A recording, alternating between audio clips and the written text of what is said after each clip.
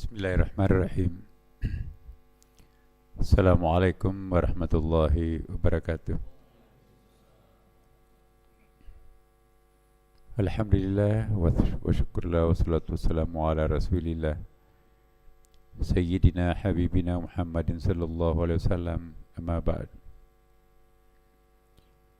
Melanjutkan kajian kita terdahulu, Bapak Ibu sekalian, mengenai pentingnya tafakkur, tadzakur, sejenak berkontemplasi. Ini sangat-sangat penting ya. Maka itu Allah Subhanahu wa taala menempatkan waktu-waktu salat itu pada jam-jam tertentu di antara kesibukan-kesibukan kita. Seperti saat ini, energi malam yang kita gunakan untuk mendapatkan kekuatan, alhamdulillah kita pakai sejak tadi pagi sampai sekarang ini. Memang waktunya untuk istirahat. Allah menetapkan sholat duhur di situ. Sudah selesai sholat, kontemplasi, makan. Nah, kira-kira 2 jam berikutnya kita diminta untuk ngasoh lagi, sholat asar. Energi sudah mulai terkuras. Kita diminta sholat maghrib supaya lebih cepat istirahat. Sholat isya cuma jaraknya 1 jam, dan setelah itu terserah mau dipakai istirahat, mau dipakai berkegiatan lain. Dan kita harus bangun subuh tepat waktu, jangan telat. Tapi itu semuanya ada artinya buat time schedule yang kita telah programkan. Jadi waktu-waktu sholat itu benar-benar Allah menempatkan di tempat yang sangat tepat. Inna sholata kanat alal mu'minina kitaban mawquta. Nah, sekarang derajat tafakkur nih. Tadzakur atau mengingat 2 pengetahuan di dalam hati. Ya. Tafakkur merenungi atau mencari maksud dari 2 pengetahuan dalam hati. Nanti saya jelaskan. Tercapainya maksud dari perenungan dan menyinari hati. Berubahnya keadaan hati disebabkan sinar daripada pengetahuan itu. Dan anggota tubuh mengaplikasikan atau merasakan kenikmatan, kesegaran, kesejukan setelah melakukan kontemplasi itu. Jadi tadzakur mengingat 2 pengetahuan dalam hati. Jadi pengetahuan dari luar ya melalui nalar pada umumnya, dan kontemplasi yang mencoba untuk mendapatkan pencerahan dari dalam diri sendiri. Jadi pemahaman internal diri kita sendiri juga suatu referensi perpustakaan yang tidak pernah kering. Ya, orang yang rajin dan membiasakan diri berkontemplasi, dia akan mendapatkan kecerdasan tanpa guru, kecerdasan yang orisinal, dan biasanya tidak orang tahu kecuali kita sendiri. Itulah keistimewaannya kontemplasi. Tidak ada fotokopinya di tempat lain. Kontemplasi ini orisinal dari Allah. Maka itu seringkali orang tertarik melihat kecerdasan, kemampuan kita. Dari mana kamu pelajari itu?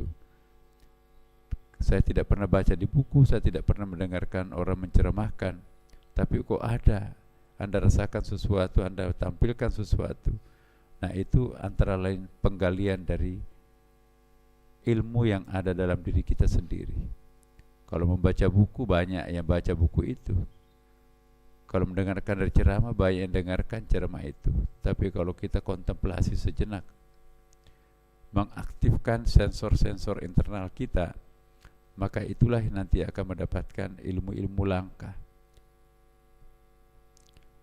Nah, bagaimana caranya berkontemplasi?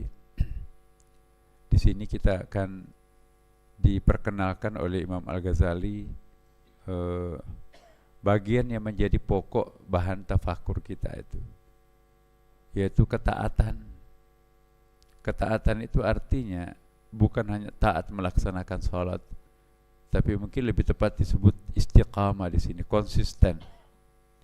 konsisten kita untuk salat tepat pada waktunya, konsisten kita untuk membiasakan diri ke masjid, konsisten untuk menyiapkan waktu sedikit untuk kontemplasi. Itu yang disebut dengan ketaatan atau istiqamah, pembiasaan diri. Ya, bagian yang menjadi pokok bahan tafakur. Kemudian kemaksiatan ini faktor penghalangnya nih. Orang akan susah sekali melakukan penemuan jati dirinya kalau berlepotan dosa. Maka itu kemaksiatan itu harus menjadi musuh lahir batin kita. Kemudian juga sifat-sifat yang membinasakan. Ya, ini kalau kita pelit, sombong, berbangga diri, riya, hasad, pemarah, keburukan, kemudian juga selera makan yang tak terbendung, kemudian jenis kelamin, cinta harta, cinta jabatan. Ini memperlambat seseorang menemukan jati dirinya sendiri. Maka itu kalau kita di dalam masjid, parkirlah segala-galanya itu di luar masjid atau mushola ini kalau kita ingin mendapatkan oasis atau mata air yang jernih.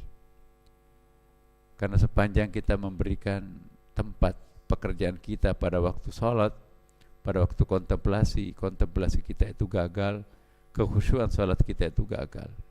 Wakafkanlah sedikit waktunya murni untuk Allah pada saat kita sedang khusyuk, dan kita cuma diminta 10-15 menit waktu sholat dan kontemplasi ini. Sifat-sifat yang menyelamatkan itu menyesal akan dosa. Jadi itu yang kita fahami pada saat kita kontemplasi. Sabar akan musibah yang menimpa diri kita, ridha akan takdir yang Allah berikan, bersyukur akan nikmat Allah, keseimbangan akan khauf dan raja. Khauf itu ketakutan dan raja itu pengharapan. Zuhud, ya tidak dunia oriented. Ikhlas, membiasakan diri itu lillahi ta'ala. Berakhlak mulia, rasa malunya sangat tinggi untuk melakukan dosa. Cinta kepada Allah yang menyelimuti diri seseorang, dan bukannya cinta tapi khusyuk. Nah, kalau kontemplasi ini kita akan lakukan, nah ini ada beberapa cara untuk kita gunakan, media untuk gunakan untuk bertafakur. Ya, ada bertafakur dengan makhluk ciptaan Allah. Ya, kalau kita melihat langit dan bumi, siang berganti malam, menyaksikan keunikan, keistimewaan manusia. Apa yang terjadi di lautan lepas? Ini lautan ini banyak manfaatnya nih Bapak Ibu sekalian. Ada orang yang mewiridkan, seandainya kalian punya waktu, berwiridlah dengan senantiasa menyiapkan sedikit waktunya melihat langit. Ya, 1 menit ya, lihatlah awan bergerak di langit. 1 menit lihatlah gemuruh ombak yang kejar mengejar di laut sambil mengingat Allah. Lihatlah besarnya gunung. Ya, pelajarilah angin. Ya, lihatlah binatang dan tumbuh-tumbuhan. Objek-objek yang kita lihat itu sebetulnya siapa? Nah, bagi orang yang punya hati yang sensitif, semua yang dia saksikan itu akan mendekatkan dirinya kepada Allah. Mari kita lihat dalam ayat, Inna fi khalqis samawati wal ard wa ikhtilafil laili wan nahar wal fulki allati tajri fil bahri bima yanfa'un nas wa ma anzalallahu minas sama' mimma in fahiya bihil arda ba'da mautiha, dan sampai akhir. Sesungguhnya dalam penciptaan langit dan bumi. Apa yang dimaksud langit Bapak Ibu? Langit itu 2 macam pengertiannya, bisa berarti blue sky, langit yang hitam, yang biru di atas, dan lawannya adalah al-ard, bumi. Tapi juga makna spiritualnya langit itu ialah sesuatu yang tinggi, sesuatu yang agung, sesuatu yang menakjubkan. Ya, itulah yang disebut mungkin dalam bahasa Inggrisnya lebih tepat dengan celestine. Celestine itu adalah sesuatu yang agung, sesuatu yang indah, sesuatu yang abstrak, sesuatu yang mulia sekali, dan lawannya adalah al-ard, sesuatu yang hina, sesuatu yang rendah, sesuatu yang kasar, sesuatu yang kasat mata. Nah, jadi kita jangan hanya mengartikan langit itu langit, bumi itu tanah. No. Kalau kita membayangkan apa yang dimaksud langit dalam Quran, bukan hanya langit yang di ketinggian itu, tetapi juga adalah sifat-sifat agungnya yang maha tinggi. Jangan hanya melihat tanah yang rendah, tapi kita pun juga rendah, yang memiliki kerendahan seperti bumi ini. Karena itu kita perlu sesekali menengok langit, bahwa di dalam diri manusia itu ada aspek langitnya, yaitu roh, dan di dalam diri manusia itu juga ada aspek buminya yang rendah, yaitu badannya. Kalau kita asyik dan sibuk memenuhi kebutuhan bumi kita sendiri, maka akan terlupakan langitnya. Dan tentu juga tidak bisa sebaliknya, langit melulu padahal kita masih berpijak di atas bumi. Maka itu doa kita diajarkan, Rabbana atina fid dunya hasanah. Dunianya harus bagus, wa fil akhirati hasanah, dan akhiratnya juga harus perfect. Karena dunia yang baik berkontribusi untuk melahirkan akhirat yang baik. Nah, jadi sesungguhnya dalam penciptaan langit dan bumi, silih bergantinya malam dan siang. Malam itu atau al-lail bukan hanya diartikan gelapnya malam, dan siang itu dengan siangnya terangnya matahari. Malam itu, al-lail itu juga bisa berarti ya gelapnya, mentoknya kehidupan. Malam itu juga identik dengan kesejukan, kelembutan, keheningan, kesyahduan. Dan siang itu identik dengan rasional, akal yang aktif di situ itu. Nah, jadi orang yang menghayati malam hari, dia akan memberikan ruang bagi dirinya sendiri, memanfaatkan dirinya untuk beristirahat di malam hari. Paling nikmat menjadi hamba di malam hari, dan paling baik menjadi khalifah di siang hari. Khalifah tanggung jawab vertikal kita untuk mengurus alam semesta, mengurus keluarga, dan mengurus kehidupan dunia. Tapi di malam hari paling nikmat menjadi hamba, hablum minallah di malam hari, dan hablum minan nas di siang hari. Nah, kita jangan hanya melewati siang dan malam tanpa mampir sejenak memikirkan apa arti malam buat saya. Malam untuk mendekatkan diri kepada Allah, bukan hanya untuk tidur. Siang adalah untuk menjadi khalifah yang bertanggung jawab kepada Allah, bukan hanya makan dan bukan hanya bersenang-senang. Ada perjuangan yang harus kita lakukan di siang hari. Inilah makna ayat ini.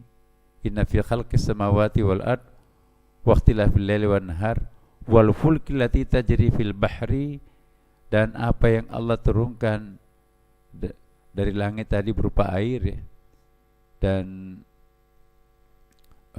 dengan air itu dia akan hidupkan bumi sesudah matinya. Jadi Bapak Ibu, di sini juga disebutkan bahwa bahtera yang berlayar di laut membawa apa yang berguna bagi manusia. Kenapa kita disuruh tafakur kepada laut? Maka itu para pelaut itu mestinya kan lebih dekat dengan Allah Subhanahu wa taala. Karena kemahakuasaan Allah itu paling gampang terlihat di laut. Apakah itu permukaannya, ada gelombang, kejar mengejar. Apakah itu dalamannya dengan segala macam isinya yang indah dan segala macam. Jadi kalau orang mengerti isi laut, memahami filosofi dan sofistiknya laut itu tidak akan pernah bisa dikotori oleh kotornya air sungai Ciliwung misalnya. Dan air itu mampu menyedot segala sesuatu, mampu menampung air hujan. Dan inilah artinya laut. Jadi setiap kali kita melihat laut, siapa yang tampil dalam hamparan laut yang begitu luas. Nah, inilah yang pernah saya sampaikan juga, bahwa bagi orang yang penuh kontemplasi, terbiasa berkontemplasi, dia tidak akan pernah menyia-nyiakan melihat pemandangan di sekitarnya. Selalu dihubungkan dengan Allah. Allah memiliki nama 99, tapi mengimplementasikan nama Allah seperti apa? Begitu dia melihat hamparan laut yang begitu luas, tak bertepi, maka yang dia teringat adalah namanya Allah Al-Wasi'. Allah Maha Luas tak bertepi. Begitu melihat langit yang begitu tinggi, maka yang dia ingat Allah yang Al-Ali, Maha Tinggi, tak terjangkau oleh mata.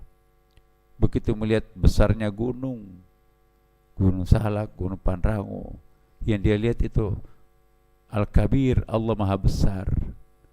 Begitu menyentuh air begitu lembut, maka yang dia ingat adalah Al-Latif, Allah Maha Lembut, Maha Halus. Begitu pegang besi, Allah juga Maha Keras. Dan semua yang kita lihat adalah tidak lain manifestasi keberadaan Allah. Begitu melihat indahnya kembang, ya Allah, Maha indah kembangmu, tentu lebih indah kami, maka Engkau yang Maha menciptakannya. Jadi seseorang yang rajin berkontemplasi, dia melihat keindahan Tuhan pada saat melihat mawar, dia melihat ketinggian, kemahatinggian Allah pada saat melihat langit, dia melihat kemahaluasan Allah pada saat melihat hamparan laut, dan dia melihat keunikan ciptaan Allah, maka itu pun juga dia semakin takjub kepada Allah.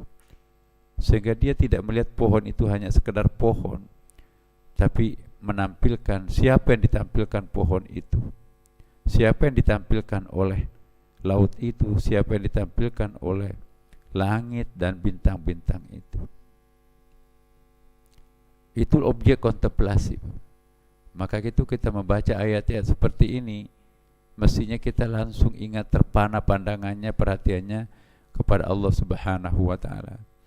Inna fi khalqis samawati wal ard, sesungguhnya dalam penciptaan langit dan bumi dan silih bergantinya malam dan siang terdapat tanda-tanda bagi orang-orang yang berakal.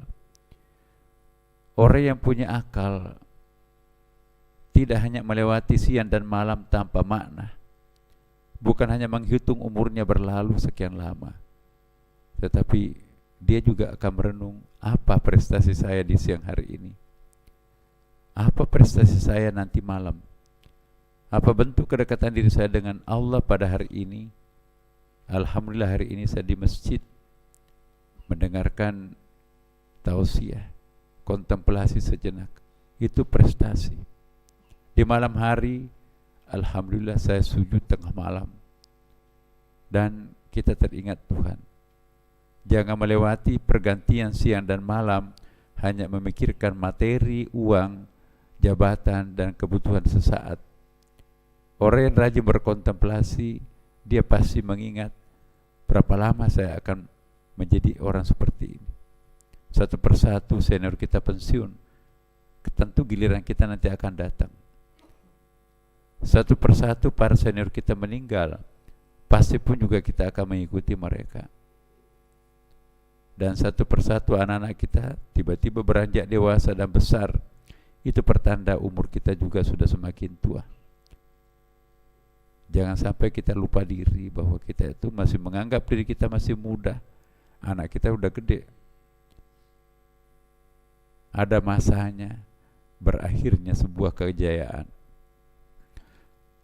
Qul induru madza fis samawati wal ardi wa ma tughnil ayatu wan nuzur an qaumin la yu'minun. Perhatikanlah apa yang ada di langit dan di bumi. Tidaklah bermanfaat tanda kekuasaan Allah dan rasul-rasul yang memberi peringatan bagi orang-orang yang tidak beriman. Apa yang terjadi di langit? Di situ ada air hujan turun dari langit, dan di situ ada panas terik matahari.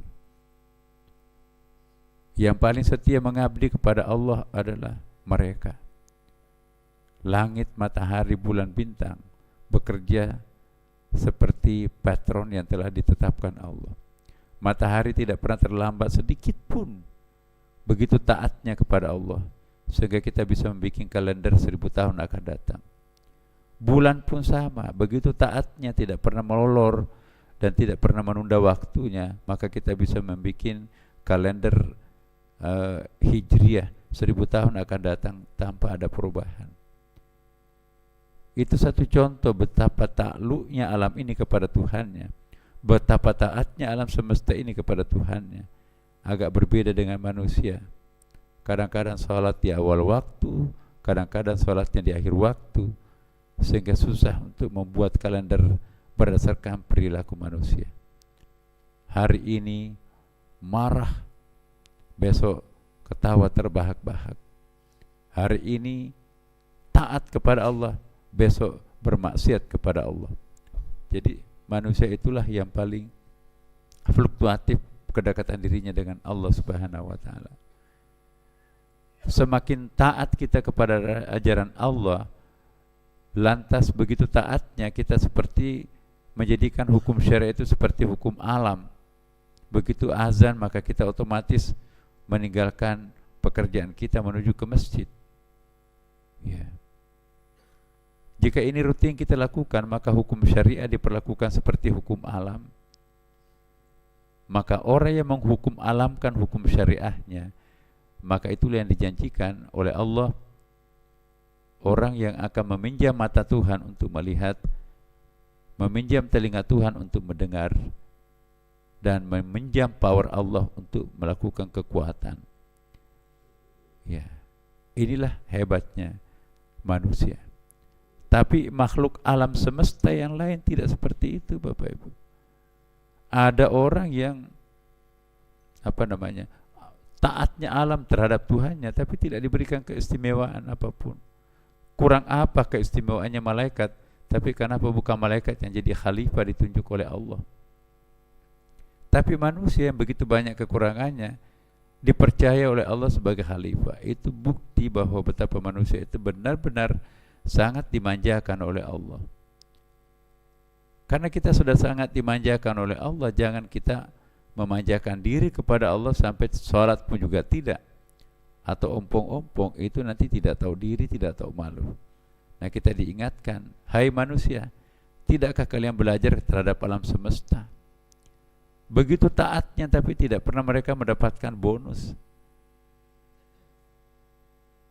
Tapi manusia begitu malasnya, bonus dialami setiap saat. Itulah rahasianya ahsani taqwim, manusia diciptakan sebagai makhluk yang terindah. Falikul isbah wa ja'ala al-laila sakanan wa syamsa wal qamara husbana, dzalika taqdirul azizil alim. Dialah yang menyingsingkan pagi dan menjadikan malam untuk beristirahat, dan menjadikan matahari dan bulan untuk perhitungan, bikin kalender, schedule time. Itulah ketentuan Allah yang maha perkasa lagi maha mengetahui. Wa walladzi ja'ala lakumun nujuma litahtadu biha fi dhulumatil barri wal bahr qad fassalnal ayati liqaumin ya'qilun. Dialah yang menjadikan bintang-bintang bagimu di langit agar kalian bisa menjadikannya petunjuk dalam kegelapan di darat maupun di laut, agar tidak nyasar menentukan arah perahu. Lihatlah langit yang dihias dengan bintang yang konsisten di situ. Sesungguhnya kami telah menjelaskan tanda-tanda kebesaran kami kepada orang-orang yang mengetahui. Subhanallah. Jadi alam semesta yang Allah ciptakan itu tidak ada yang sia-sia. Ma khalaqta hadza batila, tidak ada ciptaan Allah yang sia-sia. Hanya kita yang menyia-nyiakan keberadaan mereka. Allahul ladzi khalaqas samawati wal arda wa anzala minas sama'i ma'a fa akhraja bihi minat thamarati rizqan lakum wa sakhkhara lakumul fulka wal litajriya fil bahri bi amrihi wa sakhkhara lakumul anhar. Mari kita renungkan ayat ini. Allah lah yang telah menciptakan langit dan bumi, menurunkan air hujan dari langit, kemudian Dia mengeluarkan dengan air hujan itu berbagai-bagai buah menjadi rezeki untukmu, dan Dia yang telah menundukkan bahtera bagimu supaya bahtera atau perahu itu berlayar di lautan dengan kehendaknya, dan Dia telah menundukkan pula bagimu sungai-sungai. Hanya manusia yang tidak tahu diri dan tidak tahu malu, hanya mampu menggunakan tapi tidak pernah berterima kasih. Begitu kita minum air, kita tidak pernah bersyukur betapa panjang prosesnya untuk sampai ke tenggorokan ini. Awan yang menyedot air dari laut, dari sungai, lalu diproses, asinnya dihilangkan, tawarnya yang muncul, lalu kita proses menjadi air minum. Air itu pula yang menghidupkan tumbuh-tumbuhan. Dan di level yang paling tinggi, makanya itu juga pasangan makrokosmos ini pernah kita bahas Bapak Ibu. Ini kita tidak sadari. Likulli syai'in khalaqna az-zawjaini, segala sesuatu diciptakan Allah berpasang-pasangan. Ya, tidak mungkin ada produksi tanpa ada kehidupan berpasangan. Langit adalah suami, bumi itu adalah istri. Mereka juga kawin-mawin sebagaimana halnya pengantin mikrokosmos manusia. Mereka juga melakukan hubungan intim. Dalam melakukan hubungan intim itu ada konsistensinya. Tidak pernah main to the point, tapi dilakukan warming up, Kama Sutra. Langit tidak pernah melakukan hubungan intim kepada istrinya bumi sebelum menandakan ada mendung, ada kilat, sesekali ada guntur bersaut-sautan. Itu contoh perilaku bagaimana sang suami tidak pernah mendekati istrinya tanpa ada persiapan. Orgasme terjadi ditandai dengan keluarnya sperma langit dalam bentuk air hujan, masuk, menusuk, ketembus pori-pori bumi pertiwi, kemudian lahirlah anak-anak makrokosmos dalam bentuk tumbuh-tumbuhan. Jadi tumbuh-tumbuhan ini adalah anak pasangan makrokosmos, langit dan bumi. Dan kita perlu belajar banyak mekanisme penciptaan kejadian di sekitar kita, karena itu semuanya adalah pembelajaran. Jangan kita hanya sibuk mencari uang, mencari jabatan, mencari makan, menyalurkan nafsu syahwat, tapi tidak pernah sadar bahwa ada mekanisme yang berjalan di sekitar kita. Kita kadang-kadang asyik makan sate kambing, tapi tidak pernah membayangkan ada anak-anak yang merindukan induknya tidak pernah berjumpa lagi. Merelakan lehernya digorok demi untuk berikan kepuasan terhadap kita. Ya, makan ayam bukan main sambil ketawa terbahak-bahak, tetapi tidak pernah menyaksikan penderitaan ayam yang disembelih. Bagaimana anak-anaknya yang kehilangan induk. Tidak ada terima kasihnya sedikit pun kepada Tuhannya. Maka itu kita dianjurkan sebelum makan bacalah basmalah. Bagaimana caranya membaca basmalah? Bukan kumat kamit membaca basmalah sambil makan, tapi kata Ibnu Ajibah, hadirkan yang punya nama sebelum makan. Jadi jangan hanya sekedar Bismillahirrahmanirrahim dengan nama Allah yang Maha Pengasih Maha Penyayang, tapi cobalah untuk menghadirkan Allah di dalam benaknya, eling sejenak sebelum makan. Maka itulah yang dimaksud dengan kontemplasi, consecration, tabarruk, berkah yang kita makan. Nah, baiklah Bapak Ibu sekalian, mulai saat ini lihatlah nama-nama Allah setiap apapun yang kita lihat. Ingatlah Allah pada saat kita berwudu tadi ya, kelembutannya Allah bisa terlihat pada lembutnya air. Kerasnya Allah bisa terlihat pada saat kerasnya besi. Ya. Dan tingginya langit menandakan ketinggian Allah. Indahnya kembang menandakan maha indahnya sang pencipta kembang itu. Dan apapun yang kita lihat tidak lain dan tidak pernah keluar dari Asmaul Husna. Proses pembelajaran seperti inilah yang mengingatkan kita, menyadarkan kita bahwa tidak ada satupun yang kejadian tanpa tidak terkait dengan dirinya Allah Subhanahu wa ta'ala. Semoga Allah berikan kesadaran puncak dan kesadaran permanen pada diri kita sendiri, sehingga kita tidak pernah lupa dengan Allah sang pencipta segalanya. Dia adalah Tuhan kita, dan semoga kita semuanya permanen untuk menjadi orang yang dicintainya dan mencintainya. Terima kasih. Assalamualaikum warahmatullahi wabarakatuh.